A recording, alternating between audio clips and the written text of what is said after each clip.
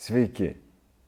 Rytoj bus švenčiama tarptautinė pasaulinė įsimylėjėlių arba meilės diena.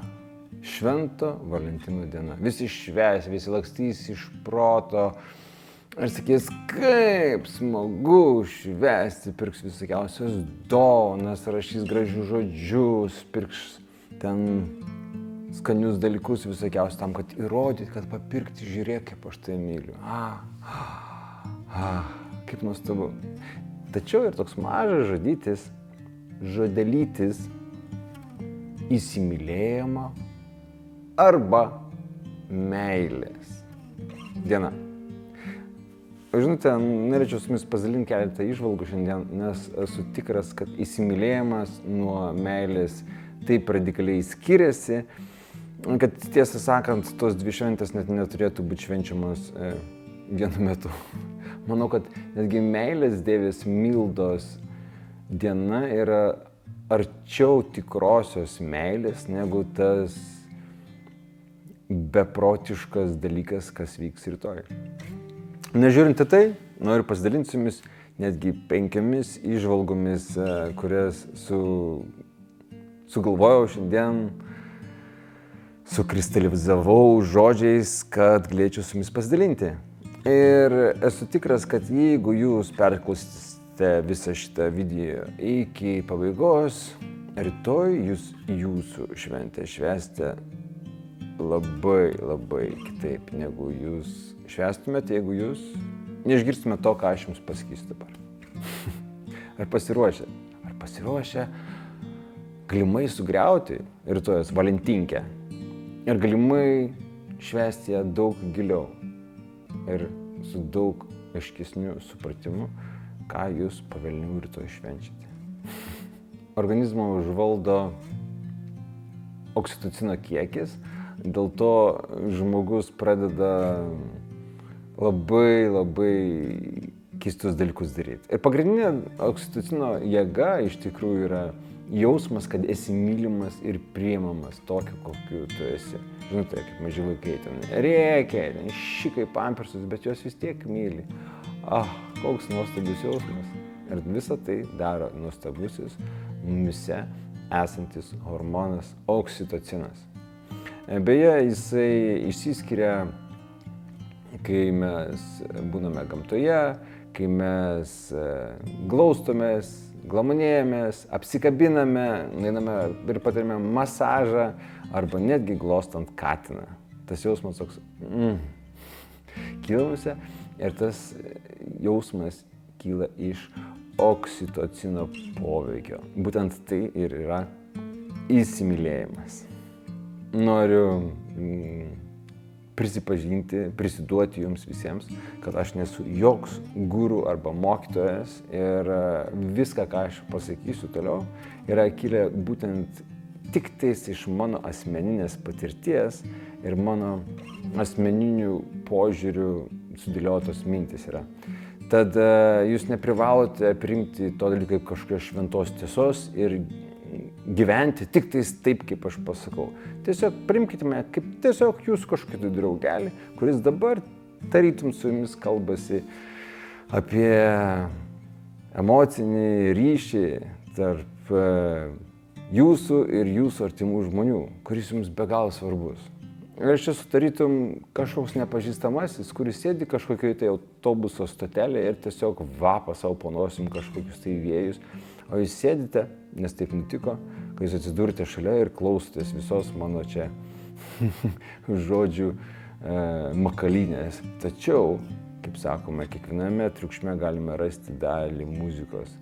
Tad aš manau, kad aš turiu kai ką labai gražaus, ką jums pasakyti. Taigi, mes matome pasaulį ne tokiu, koks jisai yra. Mes matome pasaulį tokiu, kokie esame mes. Taip. Suprantate, mūsų genuose yra tam tikri dalykai. Mūsų protėviai, mūsų proseneliai reaguodavo į tam tikrus dalykus, jie reaguodavo į tam tikrus trigerius, arba, kaip čia viena moteris, jai nepatiko žodis trigeris, ir tada panaudojo tą visą žodį kaip erzelius, sakykime, erzelius. Kažkokie dalykai. Pavyzdžiui, kažkas tai kažką tai sudegino ir tada žmogus neteko didelio turto arba neteko artimų žmonių ir tada tas žmogus, kad tik užuodžia dūmų kvapą, jam iškyla tas visas potyris. Taip? Jeigu tas žmogus turės palikuonių po šito savo patyrimo, tad jo palikuonis galimai reaguos į dūmų kvapą labai panašiai kaip jis. Net nežinodami kodėl, bet tai gali nutikti. Grinai tas pats dalykas nutinka į tam tikrus reakcijos, į tam tikrus prieskonius, į tam tikrus garsus, į tam tikrus dalykus. Todėl kiekvienas iš mūsų mes reaguojame į išorę, į įvairius dirgiklius, net neįtardami, kodėl mes reaguojame. Ir jeigu mes nežinom savo protėvių istorijos, tai mes negalim niekaip paaiškinti, kodėl mes taip reaguojame, kaip reaguojame. Todėl galime pastatyti du žmonės, vieną šalia kito, jie abu žiūrės tą pačią situaciją ir jie abu tą pačią situaciją matys visiškai skirtingai. Tai nutiks ne vien tik dėl jų genetinės praeities istorijos, bet dėl ir jų asmeninės patirties, kaip jie augo vaikystėje, kaip jiems sekėsi mokykloje, kokiam draugų rate jie buvo, kokių žmonių rate, kokios jo vertybės, kaip jisai mato pasaulį ir taip toliau, taip toliau, taip toliau. Kai du žmonės sako, aš tave myliu, abiems žmonėms žodis myliu gali reikšti visiškai skirtingus dalykus.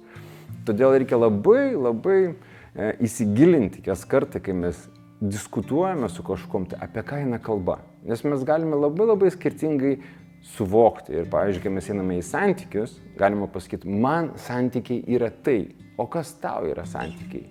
Apie ką yra santykis? Pavyzdžiui, yra žmonės, kurie turėjo labai kontroliuojančius, sakykime, tėvus. Ir jiems labai tiesiog norėjosi pabėgti iš namų ir gyventi vien tik ant savo sprando, kad niekas, niekados gyvenime jiems niekados nieko neaiškintų. Nes tėvai jiems sakydavo, kur eiti, kaip eiti, ką veikti, ko neveikti, su kuo draugauti, su kuo nedraugauti. Ir tas dalykas išsivysto tam savotišką traumą. Tas pats dalykas gali ateiti ir iš protėvių, kaip pavyzdžiui, sakykime, tos pačios baudžiavos arba komunizmas, kai buvo sakoma, ką daryti, ko nedaryti ir taip toliau, taip toliau. Tai vat, protėviai ir gali genetiškai perduoti estafetę šito dalyko tokio pasipriešinimo, tokios piktos reakcijos kontroliai. Todėl, pavyzdžiui, vieni žmonės, ateidami į santykius, įsivaizduoja, kad jie gali tikrinti kito žmogaus telefoną, tikrinti kito žmogaus kišenes, tikrinti, kur jisai buvo, kaip jisai buvo. Ne dalintis, aš buvau ten ir ten, o kaip tau šiandien sekėsi. Ir žmogus papasakoti, kiek jis pats nori, kiek jis jaučiasi, kad saugus papasakoti. Bet jie galvoja, kad jie gali tą žmogų kontroliuoti. Ir nuo tokių paprastų dalykų, kaip mobilūs telefonai ir visa kita egzistuoja ir visokiausios ten, sakykime, GPS sekimo įrangos, kur galima įkišti į automobilį ir pastovi matyti, kur tas automobilis randasi. Kartais būna žmonės įkiša į striukes, į siūvą arba į kažkokius ten moterims rankinukus į siūvą. Netgi pasiklausimo įranga dėl to, kad mylimasis nori būti saugus dėl savo kažkokių tai traumų ir jis nori tiksliai žinoti. O paskui, kai moteris pareina, jis ją uždavinėja klausimus ir tas dalykas užsisuka kažkokį tai detektyvą. O kodėl tu sakei taip, o ką ten tu sakei tą, o kodėl tavo draugė sakė, kaip kas, kur, kaip ką. Kai kurie žmonės tokius dalykus įsivaizduoja kaip meilę, kaip santykius. Jiegi santykiuose yra. Tačiau tai biškelį kvepia kitaip. Ir nežiūrint tai, kad tas žmogus gali trankyti savo į krūtinę su kumščiu, sakyti verkdamas, aš tave myliu, tu man esi visas pasaulis, realiai gali būti visiškai kitaip. Jeigu, pavyzdžiui, jums nepatinka būti kontroliuojami, jeigu jūs turite tokią savotišką alergiją tam visai kontrolė. Todėl du žmonės, ateidami santykius su skirtingais suvokimais, kas yra santykis, kas yra atvirumas, kas yra vienas kito erdvės paisimas arba nepaisimas ir taip toliau. Yra žmonių, kurie taip būna artimuose santykiuose, kurie vos ne to pačiu dantų šepetuku gali dantis valytis ir jiems viskas yra okei. Turbūt jie nesivalo to pačiu tualetiniu popieriu Bet galbūt ir tokių egzistuoja, kurie sako, tarp jų nėra ribos, jie tenais gali viską daryti drauge ir viskas jiems yra nuostabu. Bet aš turiu minėti, kad žmonės yra skirtingi ir labai yra svarbu išsiaiškinti, kalbant apie tokius dalykus. Kitas dalykas yra labai svarbu klausytis, ką žmogus kalba apie savo prieš tai buvusius santykius. Taip? Jeigu jisai sako, čia ta mano moteris buvo visiška kvaiša, buvo visiškai idiotė ir elgėsi taip ir taip ir ten. Tai turėtų būti iš karto raudona vėliava, kad vieną dieną jūs tapsite tą kvaišą, jūs galite tapti tą kvaišą. Vadinasi, žmogus visiškai nemato, kad jis irgi gali kažkokią tai įtaką daryti santykiams. Kitas dalykas yra, kaip moteris pasakoja apie savo vyrą. Jis čia toks šioks yra noks ir dar kažkoksai. Čia irgi yra labai aiškus ženklas, kas bus taikoma, kokie standartai bus taikomi naujajam jos vyrui. Todėl labai yra svarbu šnekėtis. Kartais būna žmonės, sako, aš nenoriu šnekėti apie savo buvusius partnerius, bet jeigu žmogus pasakoja, tai jis viską pasako jiems ir žinote, ko tikėtis, o ko ne. Ir kitas dalykas, jeigu žmogus slepia ir nenori nieko pasakot, tai irgi gali būti savotiška raudona vėliava, kuri sako, kad kažkokia tai mistiška ten erdvė gaunasi. Aš nežinau, apie ką tas žmogus, kas tie santykiai ir kas manęs laukia. Savaime, aišku, reikia pasikliauti ir savijautą, ir jausmų iš vidaus kylančių, kas tas žmogus, kaip čia, kas čia ką. Bet aš jums garantuoju, jeigu jums žmogus slepia apie savo buvusius santykius arba šneka apie buvusius partnerius arba partnerės su panieka, su pykčiu ir su visokiausiais prakeiksmais, tai jūs galite garantuoti, kad jums bus tai taip pat taikoma. Tai yra ne dėl to, kad tas žmogus yra blogietis arba dar kas nors. Jis kalba apie savo traumas, apie savo minų lauką. Jisai pasakoja, čia pas mane užminuota, šita vieta užminuota ir šita užminuota. Ir jeigu jūs įsiklausysite tai, ką jisai pasakys, kas buvo skaudžiausia jo istorija, jūs galite savotišką žemėlapį nusibrėžti ir žinoti, į kokias temas nereikia eiti arba kokiose temose gali įvykti sprogimas. Santykiuose yra nuostabus dalykas, kad jūs galite padėti tokiam žmogui išgyti iš tų vietų, tose vietose, tose temose, tačiau tai turi būti ir to paties asmens noras gyti toje vietoje. Antra įžvalga, ką norėčiau pasidalinti, tai kad santykis yra tarytum kelias. Tai yra tarytum ėjimas kažkur tai dviese. Taip? Ir sakykime, aš nusprendžiu su kažkokia tai moterim pradėti eiti santykių keliu. Taip? Ir mes pradedame eiti ir staiga vienam iš mūsų pradeda beprotiškai skaudėti pėdą dėl bate esančios stiklo šukės, kuri tiesiog susmigo į padą ir kiekvienas žingsnis darosi skausmingas. Ta šukė iš tikrųjų tai yra tarytum kažkokia tai emocinė trauma, kad atėjus į santykį, tai yra atsiranda toksai saugumo jausmas, man yra saugumo atverti, kas man yra skausminga, kas man yra blogai ir aš pradedu sakyti, man koja skauda. Arba man moteris sako, man skauda šitą temą. Taip. Ir tada atsiranda du pasirinkimai. Vienas pasirinkimas, arba aš turiu paimti tą moterį ant rankų, kad jai neskaudėtų jos pėdutė ir nešti toliau. Taip. Tai reiškia, jos pėdutė nemina ant kelio ir dėl to jai neišsiprovokuoja tas skausmas. Todėl jinai gali jaustis labai patogiai ir labai gerai. Kitokiu atveju, jeigu sakys, come on, einam, jinai sakys, man kiekvieną žingsnį daryti skauda, aš negaliu eiti, taip? Ir tada sako, arba tu sustok ir neik su manim, arba tu mane nešk. Bet dar yra ir trečias variantas, jinai gali nusimti savo batuką ir išsikratyti tą visą šukę. Nes jeigu aš turėsiu nešti ją per visą jos gyvenimą, mano ir jos santykių kelią, tai reiškia, aš turėsiu nešti save plus ją.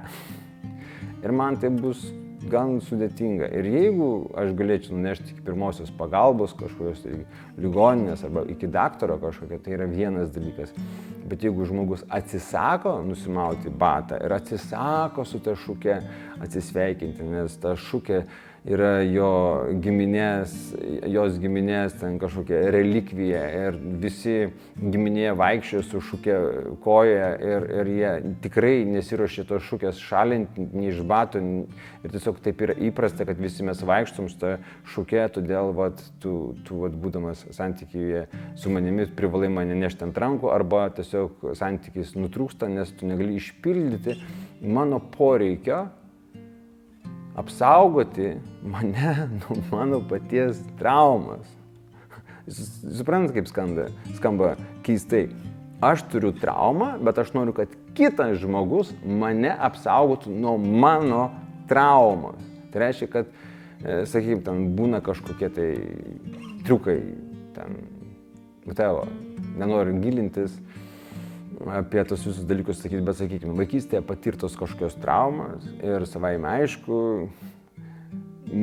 moteris, kai pasirenka vyrus, jos pasirenka tokius vyrus, kurie joms primena jų tėčius, o vyrai pasirenka moteris, kurios primena jiems jų mamas, taip?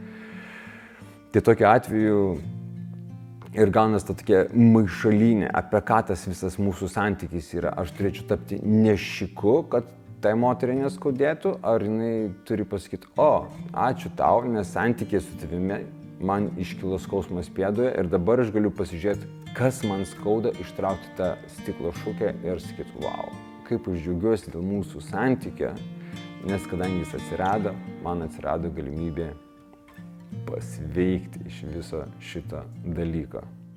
Trečia įžvalga yra apie tai, kaip mes patys save apgauname. Apgauname su mintimis, su idėja, kad tas žmogus pasikeis. Arba aš pakeisiu tą žmogų. Jeigu jisai yra mylimas, mano meilės, aš tą žmogų taip apsupsiu savo paslaugom, savo visokiausiam dovanom ir visais tais dalykais ir aš pašalinsiu jame tam tikras sąlygas arba jo būdo visokiausias ypatybės. Ir tokiu būdu aš pakeisiu tą žmogų. Žinote, kaip būna žmonės, aš tiek jam gero padariau, jai gero padariau, o jį kaip man padarė, arba kaip jis man padarė. Žinote, kaip būna. Dažniausiai tas aš tiek gero padariau, iš tikrųjų būna tarytum toksai manipuliacinis įrankis. Aš padarau tiek daug gėrio, kad tas žmogus tampa pripratęs prie viso šito dalyko ir tarytum jis galvoja, okei, aš jeigu išsiskirsiu, aš viso šito dalyko neteksiu ir aš nenoriu atsisakyti. Ir žinote, buvau tikrai labai nustebęs, kai viena moteris pasakė, kad jinai gyvena su savo vyru daug metų ir pas jos nėra intimių santykių. Ir jinai sako, tai yra normalu. Aš sakau, tikrai normalu gyventi su savo vyru ir jūs nesimylite. Jinai sako, tai aš turiu daug draugių, kurios taip pat gyvena. Mes gyvename dėl to, kad tai yra patogu. Mes galim keliauti po pasaulį, mes žinome, kad yra stogas virš galvos, mes turime savo prabangą, mes turime savo žaislus.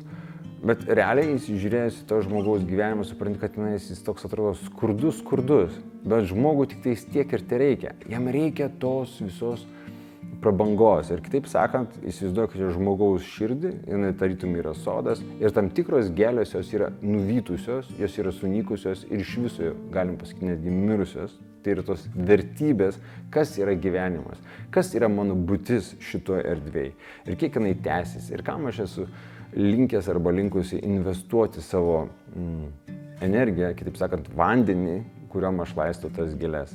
Ir jeigu jums atrodo, kad santykis yra būtent apie tą visą buvimų labai naudingų tam, kad tą žmogų tarytum padaryti priklausomų nuo mūsų paslaugumų ir nuo mūsų galimybės būti labai tokiu tada gaunas, kad mes manipuliuojame to žmogumi ir tai yra tikrai nieko bendro neturintis nei su meile, nei su įsimylėjimu dalykas. Tai yra tiesiog juoda manipuliacija, kurią dėja daug kas naudoja ir ta manipuliacija yra tapusi tokia kasdieninė, įprasta ir netgi nustota vadinti vis tai manipuliacija.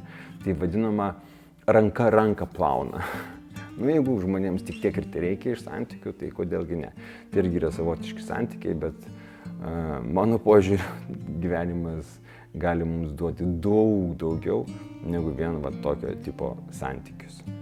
Na ir 5 dalykas, kuo norėčiau pasidalinti, tai yra tai, kad mes labai ignoruojam mūsų pačių kūno signalus. Taip? Kaip, pavyzdžiui, pačioje pradžioje mums būna labai lengva ir labai nuostabu santykiuose ir mes įsivaizduojam, kad tai ir tęsis visą gyvenimą, o paskui tas dalykas pradeda blėsti. Ir tiesa yra ne tame, kad įsimylėjimas praeina ir lieka tik tikrovė. Iš tikrųjų yra situacija tame, kad mes pačiai pradžioje, bet žmonės žinome labai mažai, todėl mes neturime jiems kažkokių tai reikalavimų. O bendraujant su tai žmonės mes juos vis labiau pažįstame ir pradedam galvoti, man nelabai patinka tas dalykas, taip. Ir vietoj to, kad žmogus kad žmonės vieni kitą laistytų ir augintų ir sakytų, man nepatinka tavo tie brožai, bet aš tave taip myliu, kad aš rasiu būdų su tais brožais susitvarkyti ir aš vis tiek noriu būti tame santykyje su tavim, taip. Bet jeigu jūs ateinate ir pradedate reikalauti, jeigu tu mane myli, tu turi mane priimti, nes jeigu tu manęs nemyli, tai kam mes čia esam. Tai yra 2 skirtingi dalykai, taip. Ir labai reikia suprasti, kad kai mes viens kitą auginam, kai mes viens kitą laistom, kai mes viens kitą remiam įvairiom pusėm, vyksta tas toksai, mano žmogus yra tarytum mano siela, man geras tam žmogum, aš einu namo, man tai yra šventė, man tai yra jauku, jeigu man yra blogai, aš noriu kuo greičiau pas savo artimą žmogų. Jeigu man kažkas nutinka, aš perspėju savo artimą žmogų. Bet jeigu yra toks dalykas, kad žmogus pradeda nebenorėti eiti namo, pradeda susigalvoti viskiausių veiklų, kad tik tais nebebūtų namuose, tai jau yra vėl santykis, kad yra kažkoks deficitas ir didžioji dalis neištikimybių nutinka būtent todėl. Ir kartais žmonės mėgsta save kaltinti ir galvoja, aš kažką tai blogai padariau, kad mano antroji pusė man buvo neištikima. O iš tikrųjų, retai kada būna žmogus kaltas dėl kito žmogaus neištikimybės. Pagrindinis dalykas yra tame, kad kiekvienas iš mūsų, kaip ir minėjau pačioj pradžioje, turim skirtingus poreikius ir skirtingus dalykus, skirtingas vaizduotės ir skirtingas fantazijas ir skirtingus poreikius. Ne? Ir, sakykime, pas tą žmogų atsiranda kažkoks tai jo brendimo etape, atsiranda kažkoks tai poreikis. O jūs jau esate nekartą pasakius, kad jūs prieš tokius dalykus labai prieš nusiteikęs esate, arba tai jums visiškai atrodo nepriimtina ir visa kita. Ir savaime aišku, tas žmogus, jisai pradeda su jumis laikytis to atstumo ir jis neužsimena apie visą tai. Bet galų gale nutinka toks momentas, kai jam jo poreikis tampa labai labai svarbus. Ir kas liečia tų visų dalykų, kaip paėmus tokį jau labai radikalų kontrastą.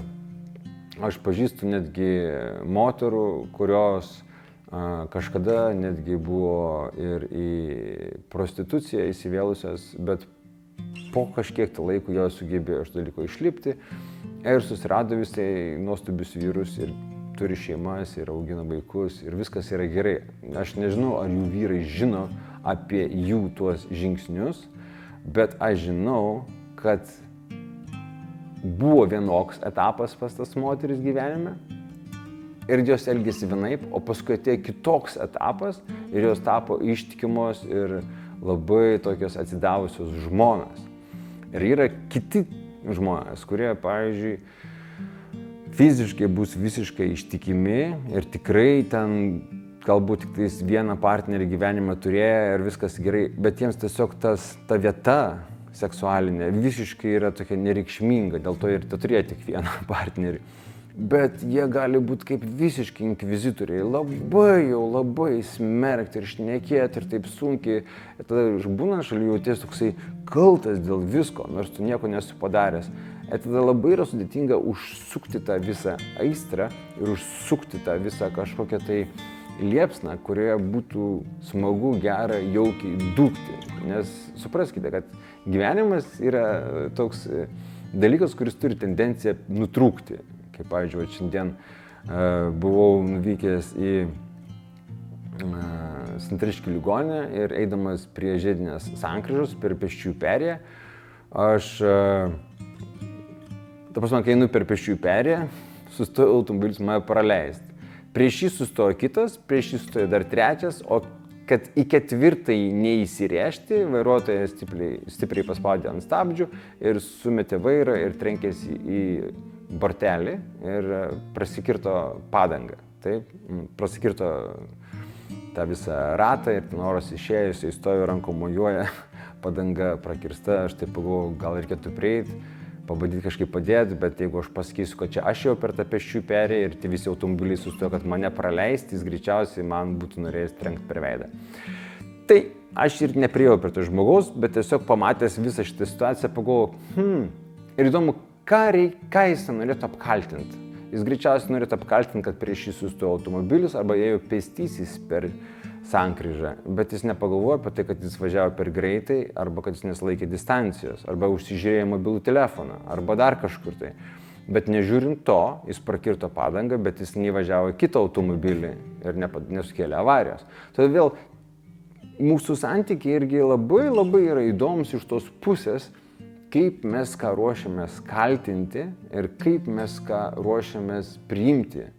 Taip, kartais gali prieš mus įvykti daug įvairių dalykų, bet mes turime pažiūrėti, ar tai mane tenkina. Taip. Ir galima būti santykiuose su visiškai kiauru žmogum, kur visiškai tenais, nežinau, žmogus neturi nei emocinio intelekto, nei dar ko nors ir jis tenais blogus dalykus šneka ir galima sugebėti prijaukinti, bet tas žmogus turi turėti savyje norą būti tame.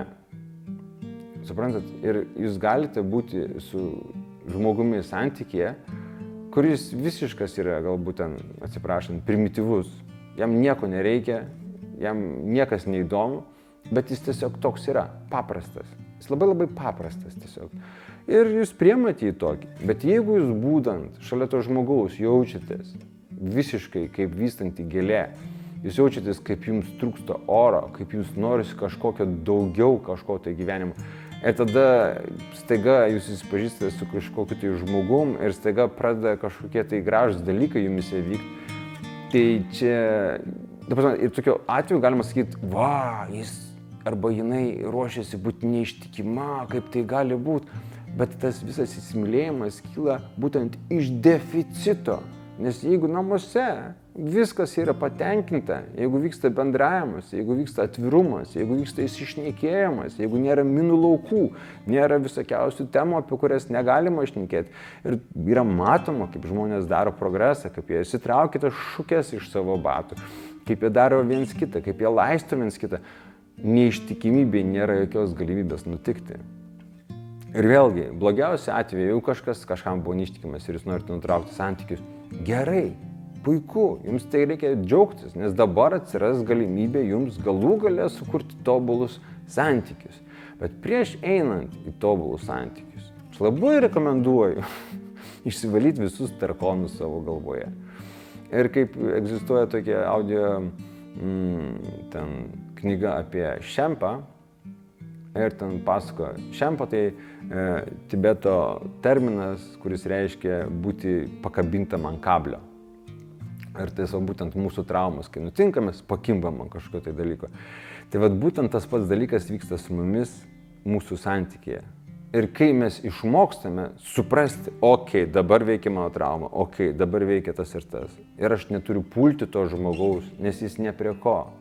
Čia mano šūkė manyje, mano bate daro šitą skausmą. Čia mano pareiga sutvarkyti tą visą dalyką.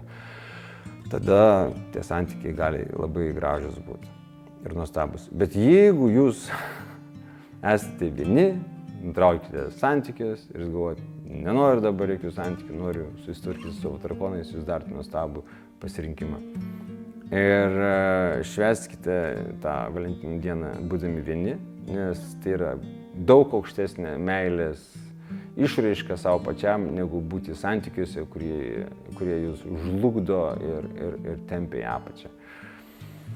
Tai va, tai turbūt tiek, norėčiau su jumis pasidalinti šį kartą ir tikiuosi, jeigu permąstysit apie tai, ką aš šneku, jūs galite tikrai gražių dalykų atrasti. Man asmeniškai visos tos įžvalgos padėjo pačiam save suprasti, kaip aš elgiuosi vienokiuose arba kituose santykiuose, kaip aš reaguoju, į kokius dalykus aš reaguoju ir kodėl aš reaguoju. Ir pradėjau domėtis ir apie savo protėvius ir matau, kad tai yra bruožai, kurie egzistavo ir mano seneliuose, ir mano dar turbūt proseneliuose. Ir tada suprantu, tai nėra vien tik tais mano kažkoks dalykas ir netgi savo vaikams aš esu visą tai perdavęs, nes aš esu jų tėvas ir aš turiu tą genetinį kodą. Ir jie greičiausiai darys tam tikrus dalykus, kurie labai panašus yra į tai, ką aš darau, arba ką daro mano tėvai, kaip darė mano tėvai, vien dėl to, kad jie atsinešė visą šitą DNR kodą. Ir kai mes pradedam matyti, kad pasaulis yra daug labiau dinamiškas ir jis nėra nukreiptas prieš mane ir jis niekas nebando manęs specialiai įskaudinti, aš suprantu, kad yra daug daugiau laisvės. Ir man tai padėjo daug daugiau lengviau reaguoti į visokiausius dalykus. Tačiau atsirado ir suvokimas, kad aš irgi esu atsakingas už tą vietą, kurioje aš stoviu. Ir jeigu aš esu santykiuose, kurie kelia man įtampą ir manėti viskas įsitempia ir po daugelio diskusijų apie tą temą, nuomonės, bendro sprendimo mes neprieinam niekaip, gal tokiais atvejais yra geriausiai tiesiog ir neiti tą santykį arba tą santykį nutraukti. Tai bus daug geresnis sprendimas, negu sėdėti ir nuodyti viens kitą visokiausiais tenais replikom, komentarais, nenorėjimu būti šalia, tada vietoj to, kad kitas žmogus galėtų būti kažkur tai ir būti mylimas, dievinamas ir gauti oksitocino didžiulę dozę, jisai sėdi kažkokiuose toksiškose santykiuose ir liūdi ir badauja ir tada vyksta daug keistų paskui pasirinkimų. Ir tą patį dalyką aš galiu skirti ir apie patį save, kad aš irgi neprivalau eiti kažkokius tai santykius, kurie manęs neaugina. Tad jeigu kiekvienas, kuris dabar šitą video išklauso, pagalvotų, o kaip aš gyvenime elgiuosi, ar aš, būdamas be rūbų, galiu kažkam tai duoti rūbų. Nes jeigu mes nemylime save, jeigu mes ignoruojame visus savo kūno pojūčius, ignoruojame visus savo poreikius, savo emocijas ir visus kitus dalykus, bet tikimės, kad kažkas kitas mus mylės, kai mes patys savęs visiškai nemylim. Čia yra labai naivu, čia vėl yra ta pati manipuliacija, aš taip juos mylėsiu, kad jie mane mylės atgal. Taip, ką duosi, tas grįž, bet jeigu tu neturi ką duoti, tai tu nieko ir negausi. Nes sakyti, kad aš myliu kitus labai, kai netgi pats savęs nesugebat mylėti, tai bus tiesiog visiškas apsukrus ir apgaulingas melas. Tai tiek šį kartą ir linkiu jums visiems ir to nuostabios Valentino dienos, kokia ir jinai pas jūs bebūtų, supraskite, kad gyvenimas tai yra šventė. Ir netgi tos dienos, kurios būna sudėtingos, niūrios ir pilkosios, yra vertos gyvenimo. Nes kad ir kaip bebūtų, šitas gyvenimas pasibaigs. Ir aš jums garantuoju, senatvėje jūs visas šitas dienas žiūrėsite su pavydu ir galvosite, kodėl aš jas praleidau lydėdamas, kai aš galėjau džiaugtis, nes tiek daug gražių dalykų vyko, o mano dėmesys buvo kažkodėl tai ne į tos peizažus aplinkui, o į šukę mano bate, kurios aš nesiryžau išsiimti. Tai tiek. Ir linkiu jums gražios šventės ir mylėkite save ir viską aplinkui. Iki.